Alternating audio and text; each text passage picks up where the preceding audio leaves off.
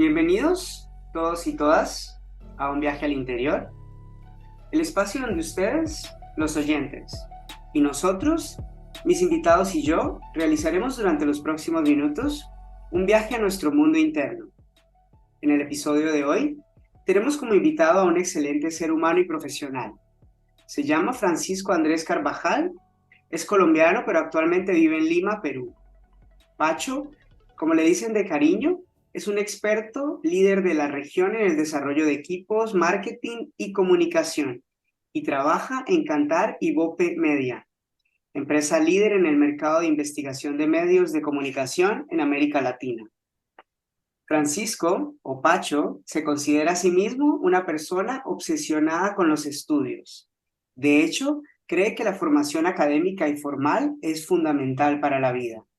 Salió de la casa de sus padres hace 18 años y se fue a vivir a Costa Rica, sin mucha idea de cómo sería su futuro. Dice que se siente muy orgulloso de lo que ha logrado porque ha trabajado muy duro y siempre ha tenido claro lo que quiere. Pero sin duda admite que también ha contado con suerte y su esfuerzo se ha visto recompensado. Dice que algo que lo ha marcado mucho en la vida y desde que tiene memoria ha sido la dedicación y el empeño que sus padres le han puesto a todo lo que han hecho en la vida.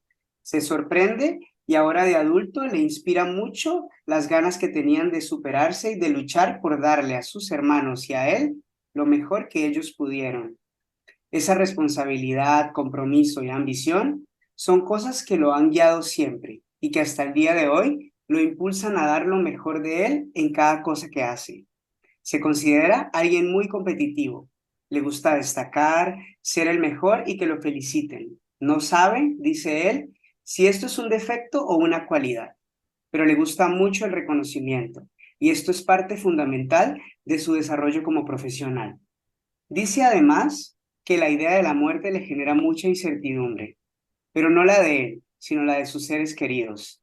Cree que no está preparado para afrontar un gran duelo, ya que la última vez que sufrió una pérdida fue la muerte de una mascota, evento que lo derrumbó y le costó mucho tiempo salir adelante. Dice que el dolor se apoderó de él y lo dejó petrificado. Finalmente, dice que a pesar de considerarse a sí mismo una persona muy resiliente, la pandemia lo afectó mucho. Por primera vez en su vida se sintió deprimido y afectado físicamente, pero aprendió que hay que ser muy humilde con los sentimientos y nunca creer que somos invencibles, que nos la sabemos todas o que todo lo podemos arreglar simplemente con el poder de la mente. Dice él que fue una gran lección de humildad. Hola Pacho, bienvenido a un viaje al interior, ¿cómo estás? Me quedo como un poco sin palabras escuchando toda esa introducción. Suena diferente cuando lo dice otra persona, ¿no? Muchas gracias, César, por la invitación. Un gusto estar contigo hoy y un saludo muy especial para todas las personas que nos están escuchando.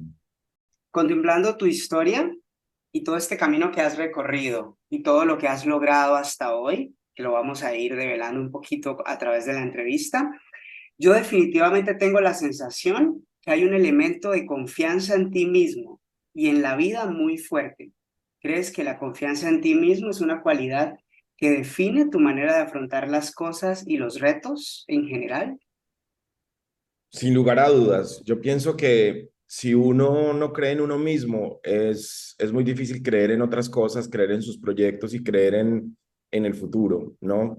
Y ahora al inicio, cuando tú leías un poco, eh, me acordaba que de pronto me había faltado expresar que el ejemplo de la fe de mis padres también ha sido como muy relevante en mi vida y en mi desarrollo. Y entonces, ahora que tú hablas de confianza, pues sí, mucha confianza, pero también mucha fe. De pronto no la misma fe y de la misma manera como la manejan mis padres, mis abuelos, digamos, las personas de mi familia, pero sí creyendo mucho y poniendo mucha confianza como en un ser supremo que estoy seguro que todos llamamos de una manera diferente, todos sentimos de una manera diferente, pero que sin lugar a dudas guía nuestros pasos, nuestras acciones. Y creo que cuando confiamos en Él, cuando confiamos en nuestras capacidades y cuando nos encomendamos a esta entidad superior para que nos guíe por el mejor camino, podemos transitar la vida con mucha más seguridad. ¿Y tú piensas que esa confianza, obviamente en tu familia es algo muy marcado, pero si lo pensamos en tus relaciones cercanas, en tus vínculos fuera de la familia, ¿tú crees que esa confianza en ti mismo, que tú llamas también en parte fe, de alguna manera es algo que la gente que está a tu alrededor le inspira o le llama la atención de tu manera de ser? Pues yo creo que sí, César, porque, bueno, yo esa pregunta más bien te la haría a ti, que tú me conoces bastante bien y desde hace muchísimo tiempo. Pero yo creo que sí, ¿no? Yo pienso que una de las virtudes, y aquí a lo largo de la conversación me voy a quitar un poquito esa máscara de modestia que tenemos todos de alguna forma. Yo creo que una de mis virtudes es como hacer sentir a las otras personas importantes y como de alguna manera transmitirles que son no solo importantes para mí, sino que son importantes en lo que hacen y son importantes en su entorno. Y yo creo que esa es una gran virtud, ¿no? Que la gente cuando habla conmigo se siente importante, pero importante porque de verdad lo son, porque cada uno de nosotros ocupamos un espacio que es relevante para alguien, para algo o para la sociedad. Entonces, hay pequeñas acciones de verdad que nos hacen conectarnos con los demás, generar un impacto y generar como esa recordación, recordarnos del nombre, recordar su familia, recordar sus intereses, hacer sentir a los demás importantes, creo que ayuda, no solo en construir un impacto, pero también en construir esa confianza de la que tú hablas, ¿no? Que la gente lo perciba como, ve, mira, es que Francisco de verdad se interesó en mí. Creo que eso le transmite confianza a la gente y puede llegar a inspirar y puede ser algo que los demás reconozcan en uno. Bueno, pues ya que hablamos de que te conozco, obviamente es algo que definitivamente es muy evidente y creo que es una de las razones son muchas, pero es una de las razones por las cuales estamos hoy hablando, ¿no? En este espacio. Y tú dirías que esta cualidad, que obviamente es la confianza en ti, pero que también repercute en los demás, ¿eso se evidenciaba desde que eras un niño? Sí, yo creo que sí. Sin lugar a dudas, yo siempre he buscado de una manera innata. O sea, a mí nadie me lo dijo. Yo creo que ha sido un tema como de lo que hablamos de la memoria genética o con lo que nosotros venimos de alguna forma eh, demostrarme como una persona segura. Pero ojo, a veces ni siquiera lo siento que lo soy, ¿no? A veces estoy súper nervioso, me estoy muriendo del susto. Digo mil veces, no voy a ser capaz de hacerlo, pero no sé si denominarlo adrenalina o ese sentimiento, por algún motivo que desconozco, me llena de más fuerza, me llena como de más ganas, ¿no?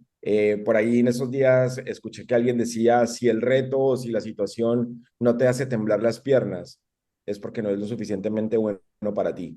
Entonces, sí, o sea, yo me comparo, por ejemplo, con mis hermanos o con mis padres o con mi familia y ellos son de pronto un poco más de un perfil más bajo, de pronto más tímidos, más inseguros. Yo no sé yo de dónde salí, si soy el adoptado o qué, pero yo desde pequeño siempre era el que me ponía los retos de salir a cantar, a bailar, a protagonizar. Por ahí hay alguna foto mía bien pequeñito en la que estoy como protagonista de una obra de teatro, o sea, como de 3 o 4 años, ¿me entiendes? Entonces, sí, yo creo que eso es algo que viene innato en uno, que hay que cultivarlo, ¿no? Que creo que también en la etapa clave del desarrollo y de la formación de las personas se lo tienen a uno que incentivar, eh, pero que por mucho tiempo, César, y eso también lo pensaba mientras tú hacías la introducción, por mucho tiempo nos han dicho es que no sobresalga, no diga lo que usted hace, no diga que le gusta el reconocimiento, eso es malo, eso es feo, eso es prepotente, y yo estoy en desacuerdo con eso. ¿Por qué no admitir que a uno le gusta ser reconocido? ¿Por qué no admitir que a uno le gusta que lo feliciten?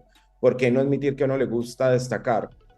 Y yo creo que hasta la fecha de hoy a mí me lo dicen, no, perfil bajo, no, eso hace sentir mal a la gente o la gente se siente mal cuando tú. No, yo creo que es mejor expresarlo y explotarlo que reprimirlo. Y eso hace parte de la confianza y eso hace parte de la seguridad y eso hace parte de destacar y de inspirar. Bueno, también creo que tiene mucho peso un poco el tema cultural, ¿no? Obviamente la cultura colombiana tiene eso muy marcado, el destacar, el sobresalir por distintas circunstancias, pero no es para nadie un secreto que culturalmente los colombianos hay una tendencia natural a caminar en esa dirección, diría yo. Y hablando precisamente de Colombia y tu infancia transcurrió en Medellín. ¿Quieres hablar un poquito de cómo fue la infancia, la relación con tus hermanos, con tus papás? Mira, en realidad mi infancia, los primeros, yo nací en Medellín, ¿no? Pero en realidad si alguien revisa mis papeles, mi registro de nacimiento y demás, yo aparezco registrado en un pueblo que se llama San Vicente, que es como a una hora, en aquel entonces una hora y media, ahora ya está mucho más cerca, como una hora porque por las vías y demás, que es de donde es toda mi familia materna y paterna. Solo que yo nací un día en Colombia no celebramos San Valentín, sino que celebramos el Día del Amor y la Amistad. Entonces yo nací el Día del Amor y la Amistad y en ese día en Medellín estaban todas las notarías cerradas para el registro, entonces terminé siendo registrado en el pueblo donde en ese momento vivían mis padres y toda mi familia. Eh, Después nosotros, cuando mi hermano mayor entró al colegio, nos fuimos a vivir a Medellín. Pues, es que te digo que San Vicente hoy por hoy es casi como un barrio de Medellín, es bastante cerca. Pero ahí cuando tú al inicio decías que yo admiro a mis papás, sí, pues porque en ese momento ellos tuvieron la lucidez de decir, no, nosotros no queremos que nuestros hijos estudien en un pueblo, y ojo, no quiero hablar mal de esto como algo peyorativo o algo así, pero pues es claro que la educación en las ciudades es mucho mejor, o hay mejores colegios que en algunos lugares. Esto ha venido cambiando. Y entonces ellos tuvieron la visión de decirnos, nosotros queremos que nuestros hijos se eduquen en la ciudad. Y cuando tenía 3 años me fui a vivir a Medellín. Sin embargo, todas mis memorias de infancia están relacionadas con San Vicente, pues porque nosotros salíamos a vacaciones y el otro día nos íbamos a la casa de los abuelos, o nos íbamos a donde los tíos, o nos íbamos para la finca. Entonces, mi infancia fue muy dedicada al tema de los estudios. Mis papás siempre nos pidieron mucha responsabilidad. Yo no me acuerdo, César, haber faltado al colegio un solo día. Tenía que estarme así muriendo para faltar al colegio. Mis papás no, yo ahora veo que la gente dice, no, es que los niños pierden una semana de vacaciones y no pasa nada, entonces nos vamos de vacaciones. Eso en mi casa no existía, ni para mis hermanos ni para mí. Nosotros teníamos que ir y estudiar siempre y nunca podíamos faltar. Mucho amor, muy familiares, una conexión muy cercana con la familia de mi mamá, que era una familia pequeña. Mi mamá solo tiene 2 hermanos, ¿no? Mis tíos, pero mi papá tiene 14 hermanos. Entonces, la relación con la familia de mi papá también, pues muy fuerte, muy permanente. Entonces, siempre rodeados de familia, siempre. Si tú me pides que te resuma mi infancia, una infancia muy normal, ¿no? Una infancia muy tranquila, pero sobre todo una infancia muy familiar. Yo todo me acuerdo rodeado de tíos, primos, tíos abuelos, o sea, todas las personas de mi familia muy presentes en mi vida siempre. Tengo recuerdos de todos y cada uno con una relación muy cercana, muy al estilo colombiano, César, que eso lo conoces también, lo conoces muy bien, y muy al estilo paisa, ¿no? De todos para arriba y todos para abajo. Una preocupación muy grande de mis padres por el tema académico, ¿no? Mis hermanos y yo, como te digo, todos estudiamos en el mismo colegio, no podíamos faltar, nos tenía que ir bien y teníamos que ser muy responsables. Y también esto que también lo admiro mucho de mis padres, mucho goce, mucho disfrute, ¿no? Muchas vacaciones muy felices, muchos feriados de paseo. Entonces, cuando mi papá pudo comprarse el primer carro, me acuerdo que mi mamá cocinaba, empacaba todo en unos recipientes, la comida pues para todo el fin de semana, y nos íbamos como sin rumbo a cualquier lugar. Ahora es más glamuroso, ¿no? Ahora le dicen, no, es que ahora se van a hacer picnic. No, nosotros no hacíamos picnic, nosotros nos íbamos y llevábamos el fiambre. Y esos momentos yo los recuerdo con una felicidad y con una añoranza espectacular. O sea, eso me marcó a mí muchísimo. Entonces, si bien nos hacían ir al colegio sin faltar un solo día, cualquier día libre era para disfrutar. Yo no me acuerdo, por ejemplo, cuando conocí el mar, que hay muchas personas que lo tienen presentes. Para mí el mar siempre, Medellín no es cerca del mar, tú sabes que es bastante alejado, pero para mí siempre existió, siempre fue un lugar. No tengo presente cuál fue ese momento en el que yo por primera vez conocí el mar, solo para tener como una referencia. Y no quiero perder como el punto por algo que decías muy interesante de tus papás y toda esta sensación de responsabilidad con respecto a los estudios. ¿Tú crees que hay una relación o crees que haya alguna relación directa entre este discurso de responsabilidad de los estudios y esta obsesión que tú hablas que se desarrolló de alguna manera en ti con respecto a estudiar y aprender y a la formación académica? No, totalmente, César. No creo, estoy seguro. Uno en algún momento de la vida reniega mucho de eso, pero ¿por qué todos faltan y yo no puedo faltar? ¿Pero por qué todos se van para tal fin que yo no puedo ir? Pero me siento mal porque tengo que ir al colegio, etcétera, etcétera. Pero yo lo veo mucho ahora que tengo que contratar, digamos, por mi trabajo profesionales o gente y demás. Y ahora está como muy, muy cool o muy de moda decir, no, es que no va a tener educación formal, las universidades están out, ya no, ya puedes hacer un curso online o conectarte y tener una formación. Ojo, está perfecto, yo he tenido muchas capacitaciones, muchos cursos y muchas cosas valiosísimas a través de la virtualidad, pero es que, por ejemplo, ir a la universidad a mí me parece tan importante, César, y me parece tan importante no solo en términos de académicos, sino en términos sociales. Yo me pregunto, y eso lo veremos, o creo que ya lo estamos viendo, de todos estos chicos que durante 2 años por la pandemia tuvieron que estar encerrados en sus casas teniendo cero contacto social y de forma remota, estando pues estudiando, estando en la universidad y demás. Para mí, el contacto social, el networking y mis grandes amigos, todos los que puedo contabilizar en este momento de mi vida, vienen de experiencias académicas. Entonces uno no solo aprende las materias, uno aprende de la vida, a relacionarse con diferentes personas. Y de ahí es donde te digo mi obsesión. Pero es que adicionalmente yo he sentido la necesidad que en algún momento me quedo como sin herramientas que necesito buscar en el mundo académico para seguir creciendo en el mundo profesional y en el mundo personal, ¿no? Eh, y de ahí yo creo que cuando te digo que mi obsesión por aprender y por el mundo académico no es solo para cultivar la parte profesional, es también para la parte espiritual, para la parte personal. Yo para saber qué me gusta o qué no, en qué creo o en qué no, al menos yo tengo que tratar de tener los argumentos para poder dar mi apreciación y para que algo me enganche o no. Entonces, no sé, en algún momento se puso muy, muy de moda la meditación y yo veía que todas las personas iban a meditar porque les parecía súper cool decir que estaban meditando, pero hay mucho más, o sea, hay mucho más, muchas cosas más allá de la meditación, es un tema mucho más profundo, es que te voy a venir a decir yo a ti, tú eres el experto. Pero a lo que voy es que la gente siente que sentar, o sea, que solo se hace por ser algo cool y no es así, solo por ponerte un ejemplo, es mucho más allá. Entonces yo para definir si lo puedo hacer o no lo puedo hacer, si me interesa o no me interesa, tengo que aprender, tengo que saber. Y eso hace parte pues como de la curiosidad, pero hace parte de mi obsesión por aprender, por educar, por conocer y por formarme un criterio sobre las cosas. Y digamos, si tus profesores en general tuvieran que definir, tus profesores del colegio y de la escuela primaria, si tuvieran que definir el tipo de estudiante que fuiste en esa época, ¿qué tipo de estudiante dirías que eras? No, yo era muy buen estudiante. Sí, Sí, primero pues porque era muy competitivo y me parece que en mi colegio en el que yo estaba hacían una cosa que me parece terrible, ahora que lo veo, y era que te decían el puesto en el que tú estabas en el salón, ¿no? Entonces te decía si eras, o sea, con tus calificaciones venía una casilla donde decía cuál era el puesto que tú ocupabas, si eras el primero, el segundo, el tercero.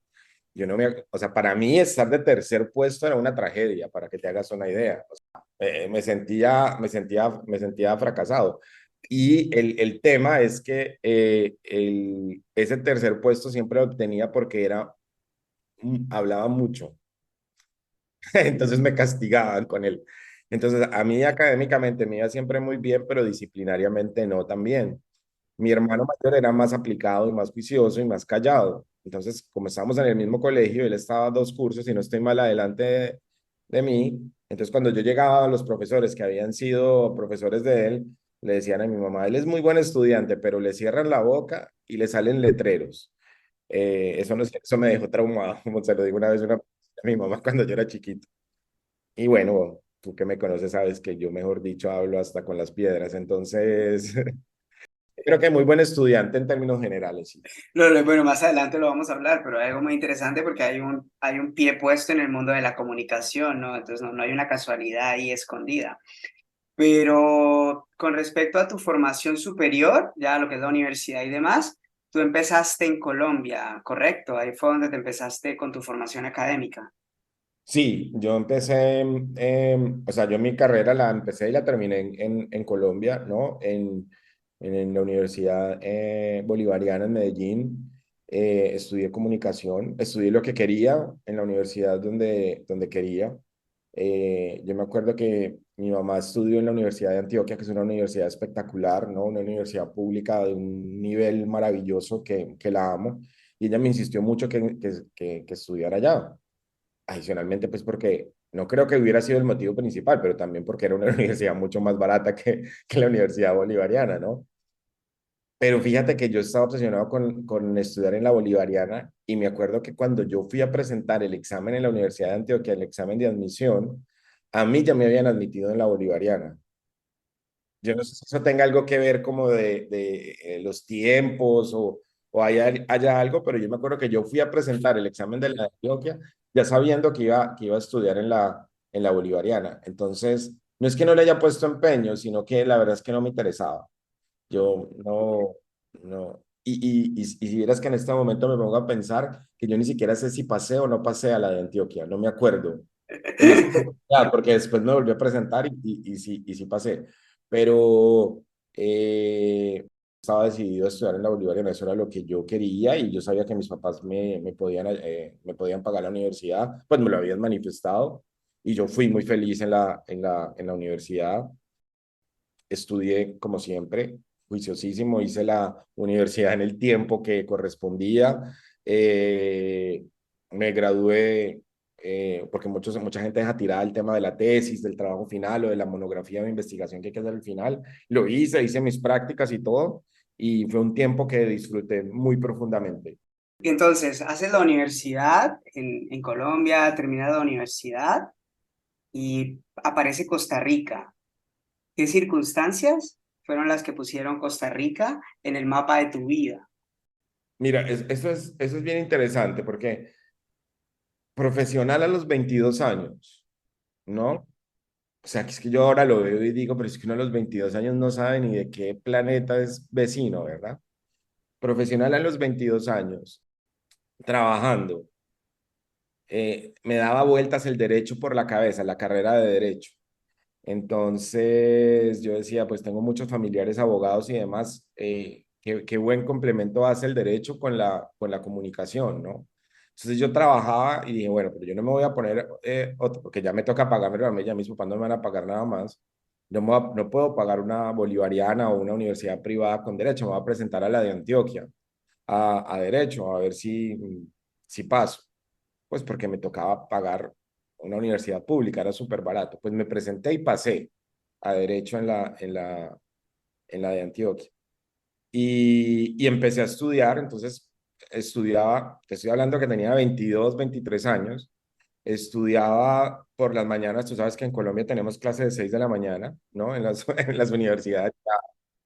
Estudiaba de seis a 8 y de la mañana o a veces hasta las 10 de la mañana porque pedía permiso en el trabajo. En ese momento estaba trabajando en marketing y ¿qué te iba a decir? Y trabajaba todo el día y luego volvía a clase por la noche.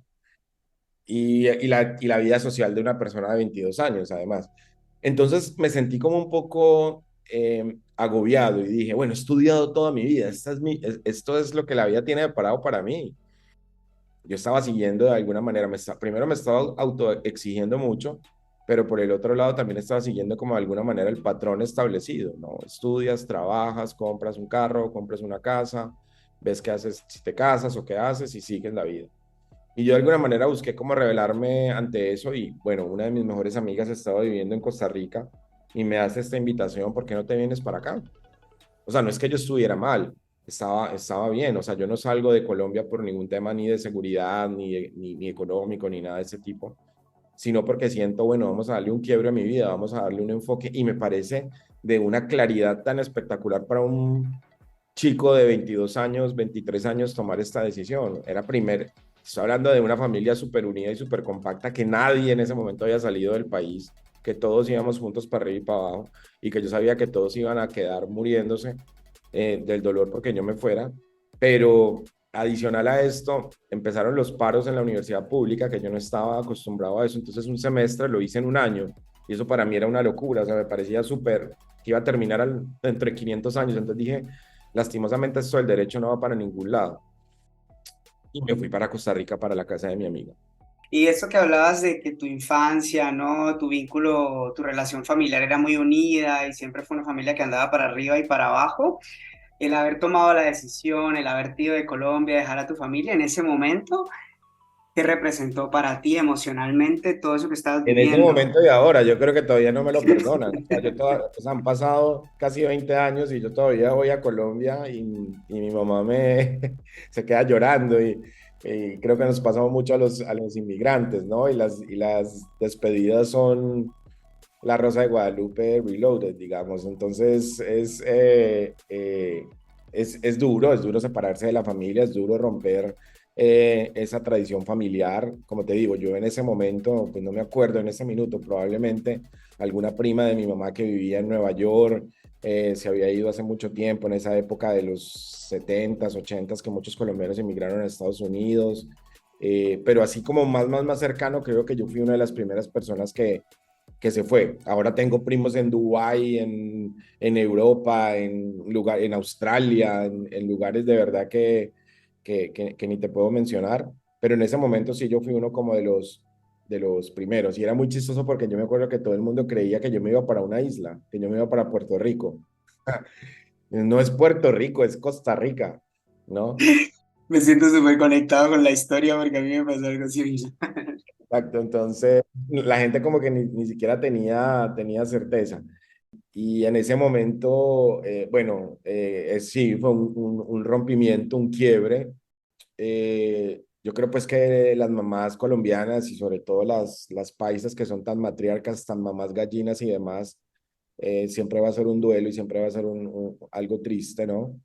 Pero mi salida del país creo que no solo me abrió la mente a mí, sino que también le abrió la mente a mis padres y les ha dado la oportunidad a ellos de conocer el mundo conmigo o por mí y de incentivarles a ellos también muchas cosas que de pronto, y a mi familia en términos generales, ¿no? Que si de pronto yo no hubiera salido, no hubieran sido tan fáciles, aunque yo ahora veo que la gente viaja con tal facilidad y eso me encanta y que tienen una visión como tan abierta, pero en aquel entonces, acuérdate, César, y creo que tú y muchos de los que me escuchan se van a identificar con eso. No era tan fácil salir de Colombia. Nos pedían visa hasta para ir al baño. El, los tiquetes aéreos eran carísimos, era bien complicado. Pues yo me acuerdo que yo tuve para irme para Costa Rica, yo vendí todo lo que tenía un Mazdita descachalandrado, me acuerdo, un 323 que lo vendí todo lo que tenía y nada, creo que ese ha sido, aún hoy, tanto tiempo después, creo que esa ha sido la decisión más valiente que yo he tomado en mi vida, sin lugar a dudas. Y luego de todos los años que estuviste en Costa Rica, porque me imagino que también Costa Rica fue los primeros pasos en tu mundo laboral hacia donde has llegado hoy, ¿cuál fue ese aprendizaje o qué fue lo que representó Costa Rica hoy? ¿Qué representa Costa Rica para tu vida? Pues Costa Rica, Colombia es mi mamá y Costa Rica es mi novia o mi esposa, por decirlo de alguna manera, o mi novio o mi esposo, por si lo quieres plantear así. Yo a Colombia la amo con todas mis fuerzas, soy colombiano, vibro con Colombia, o sea, yo escucho el himno colombiano y me quiero morir. Tú sabes que eso es una cosa muy rara que le pasa a uno cuando sale de Colombia. En Colombia no le para bolas, pero pone un pie en Panamá y escucha el himno de Colombia y ya se quiere uno deshacer de la emoción. Pero No, pero Costa Rica me ha dado a mí las grandes oportunidades que he tenido en la vida, ¿no? Yo también fui muy feliz en Costa Rica. Pues gran parte, yo viví de manera estable, digamos, todos los días de mi vida en Costa Rica, 5 años. Y viviendo, digamos, o teniendo como base en Costa Rica, pero viajando demasiado. No sé si te acuerdas de esa época en la que yo prácticamente solo estaba los fines de semana en casa, o 4 años más. Entonces, pues imagínate, gran parte de mi vida adulta la viví allá, o sea, como de una etapa bien clave. Entonces, no, yo amo Costa Rica, tengo grandes amigos allá, y Costa Rica tiene la capacidad de que ahora, cuando regreso actualmente, hace que me sienta como en casa, ¿no? O sea, yo siento que estoy regresando a mi casa, por más de que ya hace, sí, casi 9 años también que me fui sí, 9 años que me fui de Costa Rica. Imagínate cómo pasa el tiempo. Te vas de Costa Rica hace 9 años, pero hoy laboralmente estás en Lima. ¿Cómo llegas de Costa Rica a Lima? ¿Qué ha sucedido en esa transición? Sí, pues esa salida de Costa Rica no fue así como tan sencilla. Yo empecé a trabajar con Cantar, con la empresa que en ese momento se llamaba Solo Vivo Paytime. Empiezo a trabajar en Costa Rica, ¿no? Esta es una historia bien interesante porque me hicieron el proceso de reclutamiento en una fiesta. Conocí al gerente general de la empresa en una fiesta y me dijo, ve, me interesa que trabajes conmigo, anda el lunes a la oficina y vemos qué hacemos. Entonces, ese fue mi primer proceso de reclutamiento de recursos humanos. Entonces así empecé a trabajar. Y bueno, y como te digo, un poco suerte, un poco de dedicación, empecé a crecer, o sea, mucho trabajo, empecé a crecer en la empresa, pero también en la empresa se dieron los movimientos, salieron las personas, hubo reestructuraciones y demás que hicieron que yo fuera creciendo. Entonces, al poco tiempo pasé de tener una responsabilidad solo de Costa Rica a tener una responsabilidad de Costa Rica y de Guatemala, y luego pasé a tener una responsabilidad regional, y luego la región se fue creciendo hasta el Caribe, no solo Centroamérica, sino también el Caribe. Y de alguna manera yo creo que las personas en la organización y yo mismo empezamos a sentir que se me estaba quedando de alguna manera pequeño el territorio para lo que yo podía dar o para mis capacidades. Entonces, en esa medida, en el 2013 recibo la propuesta de moverme para Ecuador, ¿no? Como gerente general de Ecuador, y entonces en enero del 2014 me fui a vivir a Ecuador, y en Ecuador estuve viviendo 4 años en Guayaquil, ¿no? Ahí sí no conocía a nadie, ahí no tenía amigos, ahí no tenía nada. Llegué a construirme una vida de cero. Me acuerdo que me fui con mi pareja de aquel entonces, y mis dos gatos a abrirme una vida en Guayaquil. Y bueno, no quiero sonar pues como el enamorado de todos los lugares, pero allí en Guayaquil también me costó al principio adaptarme, una ciudad con un clima súper caliente y demás, pero llegué a vivir a un lugar hermosísimo, paradisiaco, que tú conociste. Y bueno, y Ecuador también me dio cosas maravillosas. Yo creo que la capacidad de adaptación y la resiliencia que uno debe tener, es como el arma secreta, César, para uno adaptarse a los cambios en la vida. Los cambios no son sencillos. Yo estaba saliendo de 9 años de vivir de Costa Rica, llegué a Ecuador, fue un shock, fue difícil al inicio, fue complicado en términos laborales y en términos personales, pero uno tiene que buscarle la comba al palo, como dicen en nuestro país. Uno tiene que adaptarse. Si uno no se adapta, si uno no le ve los lados positivos a todo en la vida, y con eso no quiero sonar conformista, pero si tú tienes una realidad y no la puedes adaptar en algo positivo, entonces vete de ahí. Entonces yo creo que esa ha sido la característica que me ha ayudado a asumir todos esos cambios. Y después de 4 años de estar en Ecuador, perdón, hace 5 años llego a Lima, a Perú, donde también estoy muy bien, he estado muy feliz. Y de alguna manera, algo chévere es que en ese trabajo siempre tengo la posibilidad de viajar mucho, ¿no? Entonces, he podido hacer amigos en muchos lugares, viajar permanentemente, y como que esa dinámica de los viajes hace que el tiempo pase muy rápido y que la vida sea bien entretenida también. ¿Qué dirías hoy? ¿Qué es lo que más disfrutas en general de tu trabajo? Contemplando todo lo que haces, todo lo que has cambiado, todo lo que ha evolucionado laboralmente en tu vida. ¿Qué es lo que más disfrutas hoy de tu trabajo?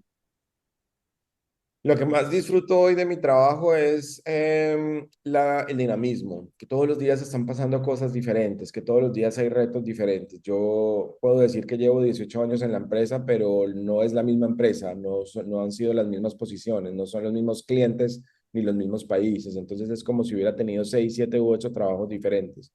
Siempre las cosas están cambiando, siempre estoy aprendiendo cosas nuevas, siempre hay retos diferentes. Por eso es bien complicado hablar como de una zona de confort, ¿no? Porque siempre este trabajo me está retando a mí a ser mejor, a estar en un nivel diferente, ¿no? Y a explotar nuevas capacidades mías. Y en todos estos años, yo sé que dijiste que la decisión de irte a Costa Rica requirió mucha valentía en muchos aspectos, pero si lo vemos como reto profesional, ¿cuál dirías que es el reto profesional más grande que has tenido que vivir hasta este momento? Mira, yo creo que diría dos retos que se relacionan. Yo tengo una responsabilidad que va desde Guatemala hasta Chile, ¿no? Entonces, geográficamente es una extensión muy vasta. Todos los países que digamos que están en la cuenca del Pacífico, con excepción de Colombia, son países que para mi negocio están bajo mi cuidado, desde Guatemala hasta Chile.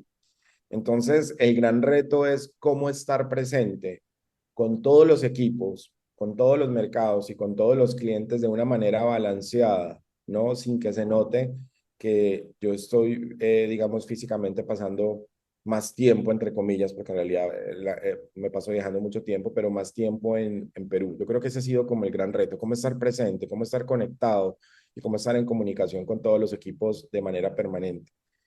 Y yo la verdad es que ahora haciendo como una evaluación del tema de la pandemia que mencionaba, eso fue uno de los aspectos que a mí me afectó, ¿no?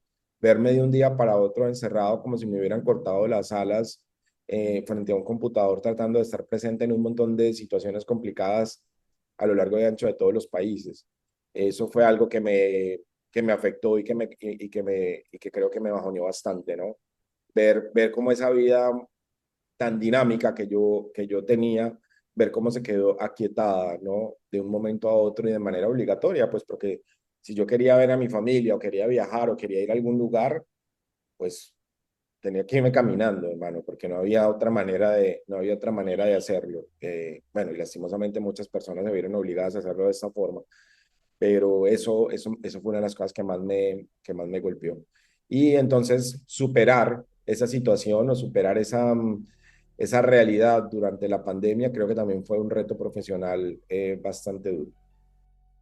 Retomando un poquito con todo esto que acabas de contar y todo el camino que has recorrido un poco de tu mundo laboral, hay una duda que me genera y es, si yo te preguntara a ti en este momento, si tú tuvieras que definir, ¿no? Contemplado tu personalidad y todo lo que representa para ti esto, si tuvieras que definir cuál es la mayor ventaja y cuál es la mayor desventaja de ser una persona tan competitiva y con tantas ganas de destacar y ser reconocido, ¿qué pensarías o qué me dirías?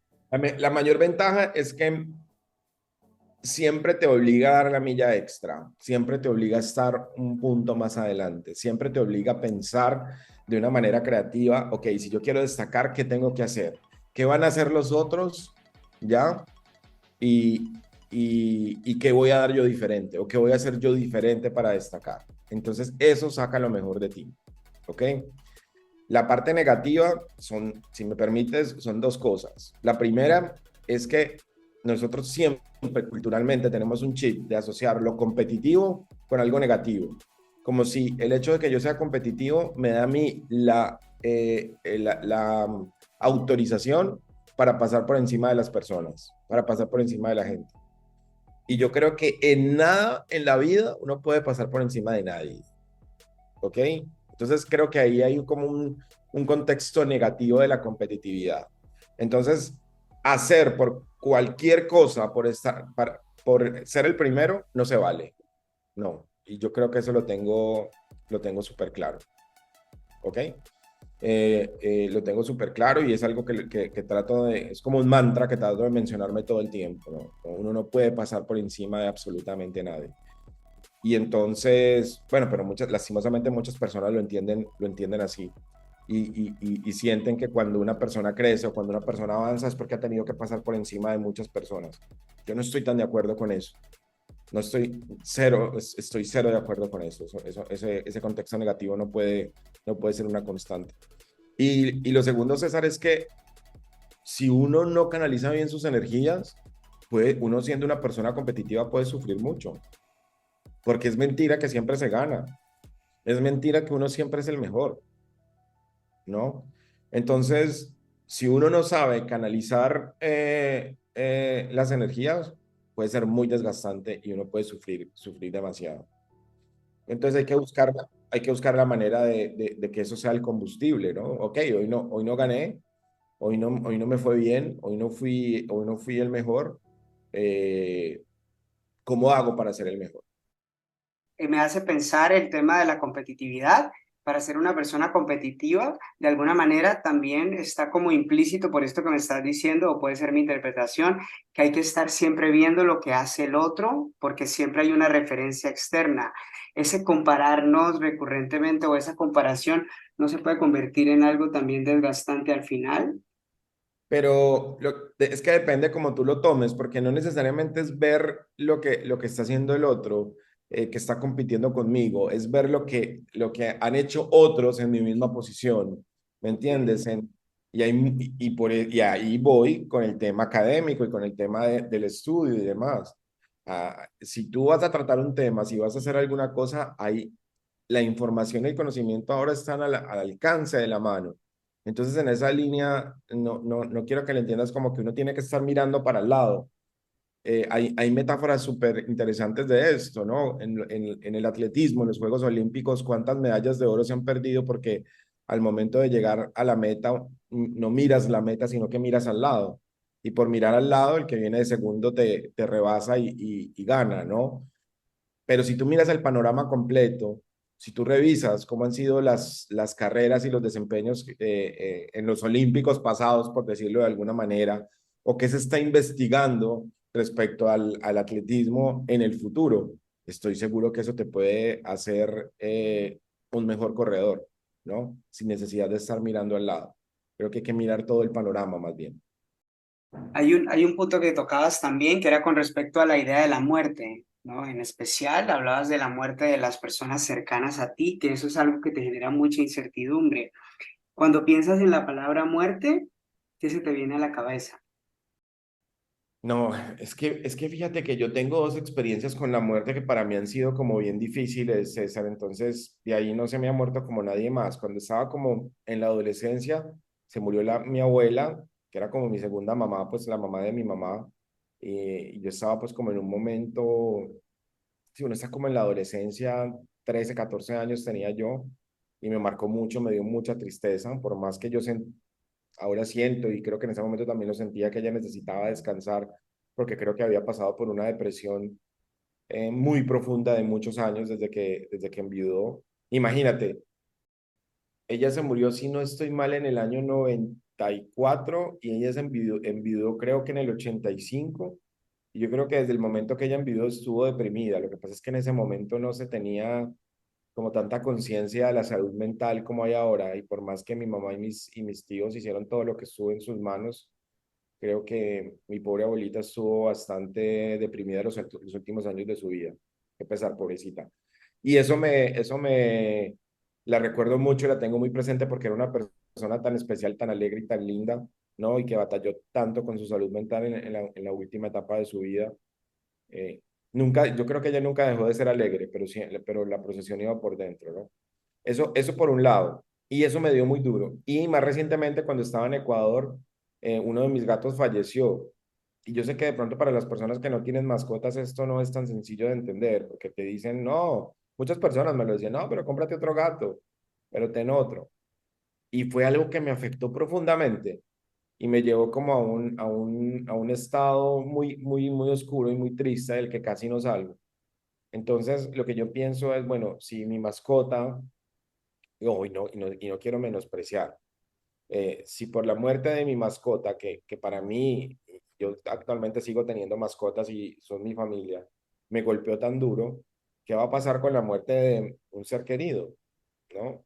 Entonces es algo en lo que pienso y lo que reflexiono bastante porque si hay algo, si hay una certeza que nosotros tenemos que tener en la vida es que nos vamos a morir, ¿no? Pero uno es tan egoísta que no es per se el acto de la muerte, sino la ausencia, ¿no? Saber que la otra persona no va a estar ahí para uno. Y esa, dice una poeta muy famosa que se llama Rocío Dúrcal, que la costumbre es más fuerte que el amor. Entonces, y es en realidad eso, cómo aprender a vivir con esa ausencia que a veces no se llena tan fácil. Eso me genera, me, gen- me genera muchos sentimientos y mucha reflexión. O sea, yo a mi mascota, a mi abuela, a los seres, y mira que hoy, yo no sé esto cuándo va a ser publicado, pero pues hoy es el Día de Todos los Muertos. Trato de honrar y de tener muy presente a mis abuelos que fallecieron. Y mira, por ejemplo, que yo por mucho tiempo, bueno, y aquí me estoy desviando hacia otro tema, perdón, por mucho tiempo nunca pensé en mi abuelo paterno, que falleció aún antes de que yo naciera, nunca lo conocí y, y nunca pensé en él, nunca nunca lo tenía como presente ni en mis oraciones, ni en mi vida, ni en nada. Y alguna vez en algún trabajo de estos espirituales y en estas búsquedas espirituales alguien me dijo, tú tienes olvidado a un ser querido que no tienes presente, que nunca buscas. Entonces, eso me hizo reflexionar mucho también, ¿no? Porque imagínate si no pensamos en las personas que se fueron. Entonces, este pensamiento entre los que se fueron, el dolor que me generó cuando murió mi abuelo materno, que vivía en la casa de abajo de mi casa, tuvo una enfermedad súper larga y súper dura, ver la tristeza, a mí no se me olvida cómo lloraba mi mamá, mis tíos en el cementerio, yo te estoy diciendo que tenía 5 años, creo que es uno como de mis primeros recuerdos y demás. Ese dolor, esa ausencia, todo eso me roba mucho tiempo de mi pensamiento, eh, y, y es un puerto al que todavía no he llegado, es una conclusión a la que todavía no tengo y a la que no sé si voy a llegar, la verdad. Pero pienso en términos como un poco egoístas, porque pienso más bien es en lo que yo voy a sentir, ¿no? Pero bueno. Dijiste en lo que me compartiste antes de la entrevista que la pandemia te cambió mucho y que por primera vez en tu vida experimentaste una depresión muy grande. ¿Tú crees que hay una relación entre todos estos temores que tú hablabas ahora con respecto a la muerte y todo esto que estaba pasando en el mundo y toda esta vulnerabilidad a la que estábamos expuestos de que cualquier persona se podía morir en cualquier momento por todo este tema del COVID? ¿Crees que hubo alguna relación en ese sentido? Sí, a mí lo que yo creo que fueron como varias cosas, pero lo que más me afectó a mí es como que no tenía libertad, que sentí que la libertad estaba siendo, totalmente, y ojo, yo fui súper juicioso y seguí todas las normas y no me rebelaba contra los cuidados que había que tener, pero el sentir que yo estaba lejos de las personas que quería y que no podía ir donde ellos cuando yo quisiera, eso me explotaba la cabeza, me explotaba la cabeza. Pero mira, yo hago yo hago una, ahora siento que eso tenía que pasarme. O sea, que sentir eso, que pensar en eso, porque eso me hizo buscar ayuda para, para cuidar mi salud mental, para estar más saludable, para estar mejor, para tomar responsabilidad sobre mi salud mental, para pensar que no todo podía resolverlo yo solo haciéndome el fuerte, haciéndome el duro, haciéndome el dueño de la verdad, de que hay recursos, ¿no? Científicos, médicos, espirituales, ejercicios, que hay un montón de cosas que te pueden ayudar a estar mejor y que no debes sentir vergüenza de decir, no me siento bien, no estoy bien, tengo que buscar ayuda, ¿no? Y creo que ese es un estigma. Afortunadamente, César, yo creo que lo mío fue súper leve, o sea, lo que sentí en ese momento fue súper leve, pero por Dios, hay gente que se está suicidando todos los días, hay gente que se está tirando de los balcones de sus casas, o ahorcándose o haciendo un montón de cosas súper tristes porque no se sienten bien. Entonces yo creo que tenemos que hablar mucho de eso que es un tema que nosotros tenemos que poner sobre la mesa todo el tiempo en nuestras conversaciones profesionales y personales, pero el tema de la salud mental es trascendental y siento que a todos de alguna manera nos afecta en algún momento de nuestra vida, algunos más, algunos menos, a otros por más tiempo, a otros por menos tiempo. Hay mil, o sea, aquí podríamos hablar siglos al respecto, pero hay que buscar ayuda, uno solito no se las sabe todas. Hay muchos recursos, o sea, solo lo que tú haces, por ejemplo, como ayudas a la gente con la meditación, con el ejercicio, con el yoga, con todas estas cosas, todo ese tipo de cosas ayudan. Y lo clave es encontrar a uno qué es lo que le funciona, ¿no? ¿Qué es lo que hace clic con uno para uno estar bien y para uno estar mejor? Lo que le funciona a todos no necesariamente te funciona a ti, pero decirlo, levantar la mano, creo que es un primer paso muy difícil, pero muy necesario. Bueno, no puedo estar más de acuerdo con eso que acabas de decir, porque efectivamente creo que también este espacio trata un poco de eso, ¿no? Como de encontrar un poco de inspiración en otros, ¿no? Y ver lo que otros hicieron, que a veces nos da miedo intentarlo, pero escucharlo en primera persona, pues siempre ayuda y abre un poco la mente. Cerrando un poco, hace 18 años tú saliste de Colombia y de la casa de tus padres y decías que sin mucha idea de lo que sería tu futuro. Hoy, tantos años después, ¿qué dirías que es lo que más te emociona de pensar en ese momento en el que diste ese primer paso y ver la persona en la que te has convertido hoy, pero sobre todo en el impacto positivo que has tenido en la vida de mucha gente en muchos países durante todo este tiempo? Qué difícil esa pregunta, César. Es una pregunta muy difícil. Me siento en el reinado. No, no, no, yo me siento muy orgulloso de mí, sin falsas modestias. Me siento muy orgulloso de lo que he logrado, de lo que he conseguido. Me siento, nunca soy más feliz que cuando puedo compartir lo que he conseguido con las personas que yo quiero, ¿no? Eso es lo que más me llena. O sea, hace poco yo trato de verme siempre mucho con mi familia. Hace poco estuve con ellos en un viaje y disfrutar las cosas sencillas de estar con ellos, la calidad de tiempo, y eso me llena muchísimo. Pero lo que yo jamás imaginé es que fuera a tener la capacidad de tener tantos amigos en tantos lugares, de tener mi amor tan esparcido por tantos lugares. Eso es algo que me emociona, que me llena mucho y obviamente cuando a uno le preguntan de qué te arrepientes y la gente dice, no, yo no me arrepiento de nada, todo tuvo que haberme pasado por algún motivo, no, es una mentira.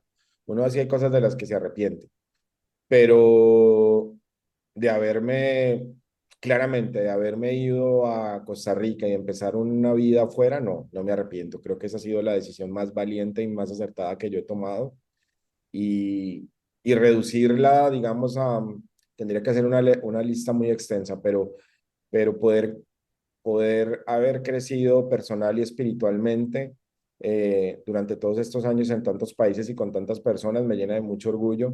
Tener a tantos seres queridos, tantos amigos en todo lado, me emociona muchísimo y me llena de muchísima gratitud y agradecimiento con la vida, con Dios y con el universo y poder compartir las cosas que tengo, eh, mis conocimientos, poder inspirar, poder devolver un poco de todo lo que yo he hecho, es algo que también me llena de mucha satisfacción. Y es en lo que estoy tratando de trabajar ahora en esta etapa de mi vida, poder compartir más de todo ese aprendizaje y todo ese conocimiento que he adquirido durante este tiempo, que creo que es poco, pero a alguien algo le va a servir. Y si piensas en todo lo que tienes y todo lo que has conseguido hasta hoy, ¿qué dirías que te falta y qué dirías que te sobra para sentirte una persona más plena? Me falta conocer más, más lugares. Entre más conozco, entre más viajo, entre más conozco, siento que el mundo es tan grande y tan maravilloso que quiero tener la salud y el tiempo para poder disfrutarlo mucho más. Eso me falta. y me sobran muchas cosas materiales. Uno se va llenando de tantas cosas, César, a lo largo de la vida y va comprando tantas cosas inútiles que, que al final no son tan importantes y que te van haciendo la maleta como más pesada. Y al final eso no es tan necesario. ¿Cuál dirías que es ese consejo o ese tip profesional que llevado de verdad a la práctica puede ayudar a cualquier persona a tener la carrera exitosa o satisfactoria que sueña? Dejaste las preguntas difíciles para el final. No, yo pienso que la preparación constante, César, la preparación constante. Yo creo que uno tiene que estarse preparando constantemente. La curiosidad, buscar, aprender, instruirse. Están pasando tantas cosas, estamos viviendo en una época de tanto conocimiento, de tanta creación intelectual, en el que se están generando tantas cosas de acceso tan fácil, mm, que la curiosidad. Hay que ser curiosos. Hay que ser muy, muy, muy curiosos ahí. No, no conformarnos, sino seguir buscando. Mira, yo tengo 43 años. Yo viví en una generación súper interesante en la que nos tocó pasar de casi que de la máquina de escribir al computador en el colegio. Me acuerdo que en noveno nos dieron las primeras clases de computación y me acuerdo que todavía en la biblioteca de la universidad teníamos que buscar los ejemplares impresos de los libros para poder consultarlos, o sea, toda esa transición. Y yo veo que hoy todo es tan sencillo en términos de acceso al conocimiento que no hay excusa para no estar siendo curiosos y trabajando en cultivar el intelecto. Bueno, pues antes de terminar, ¿hay algo que no hayas dicho durante la charla que quisieras compartir en este momento con las personas que te puedan escuchar y conmigo? No, pues César, primero que todo, muy agradecido de tu invitación. Me honra mucho que me hayas invitado en este espacio tan especial donde han pasado personas como tan interesantes. A veces pensaba que yo qué voy a tener para decir, pero bueno, siempre sale algo. Y no, decirte pues aquí públicamente delante de todas las personas que nos escuchan, pues que creo que también tú has tomado decisiones muy valientes que me han inspirado mucho, ¿no? Salir de tu zona de confort, buscar también aprender, conocer otros lugares, otras experiencias, rodearte de otras personas. Creo que es muy valiente y lo admiro mucho de tu parte, me inspira mucho. Afortunadamente, hace no mucho tiempo tuvimos la oportunidad de vernos después de muchos años físicamente y fue algo que me llenó mucho, ¿no? Entonces, nada, felicitarte por todo lo que has logrado. Como te digo, eres una gran inspiración también y agradecerte mucho por haberme invitado el día de hoy. Nada, pues no, muchísimas gracias por tus palabras. Hay algo en lo que creo, ¿no? Y es como que la vida es un espejo y al final de cuentas, pues creo que es un reflejo de la misma admiración que siento por ti y qué interesante que digas que no tenías mucho que aportar, porque bueno, al final creo que tienes muchas cosas que contar y una carrera profesional, pues digamos envidiable o por lo menos muy admirable. Ya para antes de cerrar la conversación, imagino que tienes mucho que aportar a las personas que se dedican al mundo de los negocios o en este caso al mundo del marketing y la comunicación. Si estas personas desean conocerte un poco más o conocer tu trabajo o si tienes algún tipo de espacio donde compartas cosas, ¿dónde y cómo pueden contactarte estas personas? Sí, la mejor manera para que se contacte conmigo, pues digamos como la red social que tengo como más enfocada a todos estos temas es en LinkedIn, Francisco Carvajal Henao con H. Ahí siempre estoy compartiendo, publicando, opinando y demás en todos los temas de marketing, publicidad, investigación y negocios. Así que por ahí podemos estar en contacto. Pues nada, Pacho, muchísimas gracias nuevamente, pero sobre todo gracias a todas y a todos los que nos acompañaron en este viaje del día de hoy, nuestro viaje al interior. Namaste.